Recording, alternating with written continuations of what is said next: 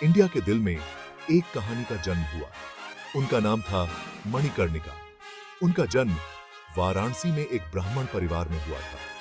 छोटी मणिकर्णिका, जिन्हें बाद में लक्ष्मीबाई के नाम से जाना गया, ग्रेटनेस के लिए डेस्टिन्ड थी। वह एक ब्राइट और स्पिरिटेड बच्ची थी। मणिकर्णिका का बचपन हंसी और सीखने से भरा था। वह मार्शल आर्ट्स में एक्सीलेंट थी। वह अनमैच्ड स्किल के साथ घोड़े की सवारी करती थी। उनका करेज कम उम्र से ही एविडेंट था। वह फियरलेस थी, किसी भी चैलेंज का सामना करने के लिए हमेशा तैयार रहती थी। मणिकर्णिका की स्पिरिट ने सभी को रेजोनेट किया। उनमें जस्टिस और फेयरनेस की स्ट्रॉन्ग सेंस थी। ये क्वालिटीज उनकी इंटेलिजेंस के साथ मिलकर उन्हें एक नेचुरल लीडर बनाती थी। किसी को नहीं पता था कि यही छोटी बच्ची एक दिन ब्रिटिश रूल के खिलाफ रेजिस्टेंस का सिंबल बन जाएगी। 14 साल की छोटी उम्र में मणिकर्णिका का विवाह झांसी के महाराजा गंगाधर राव से हुआ। अब रानी लक्ष्मीबाई के रूप में जानी जाने वाली, उन्होंने ग्रेस और डिटर्मिनेशन के साथ अपनी नई रोल को अपनाया। वह एक बिलव्ड क्वीन थी, जो अपनी काइंडनेस और विजडम के लिए जानी जाती थी। रानी लक्ष्मीबाई की जिंदगी में एक दुखद मोड़ आया जब उन्होंने अपने पति और छोटे बेटे को खो दिया। झांसी टर्मोइल में थी, ईस्ट इंडिया कंपनी से थ्रेटन थी।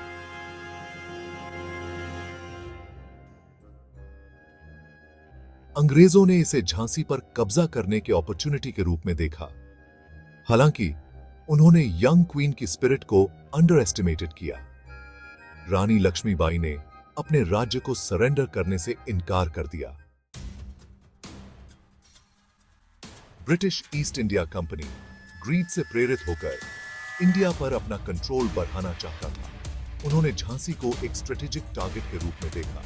डॉक्ट्रिन ऑफ लैप्स उनका वेपन था। इस पॉलिसी ने उन्हें उन किंगडम्स पर कब्जा करने की अनुमति दी जिनका कोई मेल एयर नहीं था। अंग्रेजों ने रानी लक्ष्मीबाई के अडॉप्टेड सन को मान्यता देने से इनकार कर दिया। रानी लक्ष्मीबाई जानती थीं कि क्या दांव पर लगा है। यह सिर्फ उनके किंगडम के बारे में नहीं था, यह उनके लोगों की फ्रीडम के बारे में था। उसने फाइट करने का फैसला किया। उन्होंने अपनी आर्मी को ट्रेन किया और अपने बचाव को मजबूत किया। रानी लक्ष्मीबाई किसी भी कीमत पर झांसी की रक्षा करने के लिए दृढ़ थीं। उनके करेज ने उनके लोगों को उनके साथ खड़े होने के लिए इंस्पायर किया। Section 4, the first spark of rebellion. 1857 में ब्रिटिश रूल के खिलाफ भारतीय विद्रोह भड़क उठा। रानी लक्ष्मीबाई अपनी अटूट स्पिरिट के साथ इस स्ट्रगल में एक सेंट्रल फिगर बन गई। उन्होंने अनमैच्ड वैलर के साथ अपनी ट्रूप्स का नेतृत्व किया। युद्ध के मैदान में उनका करेज लेजेंडरी था। रानी लक्ष्मीबाई ने ब्रिटिश फोर्सेस के खिलाफ बहादुरी से लड़ाई लड़ी। उनका नाम करेज और रेजिस्टेंस का पर्याय बन गया। उनकी वीरता की कहानियां दूर दूर तक फैल गई। लोग उनके अनवेवरिंग डिटर्मिनेशन से इंस्पायर हुए, यहां तक कि उनके एनिमीज ने भी उनकी ब्रेवरी को पहचाना। Section 5, the legacy of the fearless queen.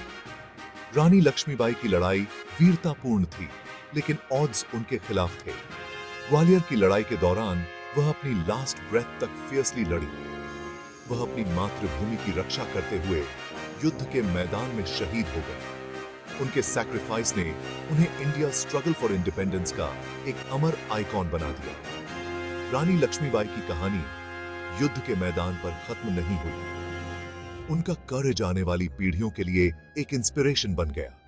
वह ऑपरेशन के खिलाफ रेजिस्टेंस का सिंबल बन गई। उनके सैक्रिफाइस ने इंडियन इंडिपेंडेंस मूवमेंट की आग को हवा दी। Section 6, Rani Lakshmibai, an eternal inspiration. Rani Lakshmibai का जीवन करेज और डिटर्मिनेशन की पावर का प्रमाण है। उन्होंने दुनिया को दिखाया कि ओवरवेलमिंग ऑड्स का सामना करने पर भी व्यक्ति सही के लिए लड़ सकता है। उनकी कहानी आज भी दुनिया भर में लाखों लोगों को इंस्पायर करती है। हम रानी लक्ष्मीबाई को सिर्फ एक क्वीन के रूप में नहीं, बल्कि एक वॉरियर के रूप में याद करते हैं। वह स्ट्रेंथ और रेजिलियंस का सिंबल थी। उनकी लेगेसी हमें कभी हार न मानने की याद दिलाती है। उन्होंने हमें अपनी फ्रीडम के लिए लड़ना सिखाया। रानी लक्ष्मीबाई की स्पिरिट हमेशा के लिए इंडिया के दिल में अंकित रहेगी। उनकी कहानी आने वाली पीढ़ियों को इंस्पायर करती रहेगी।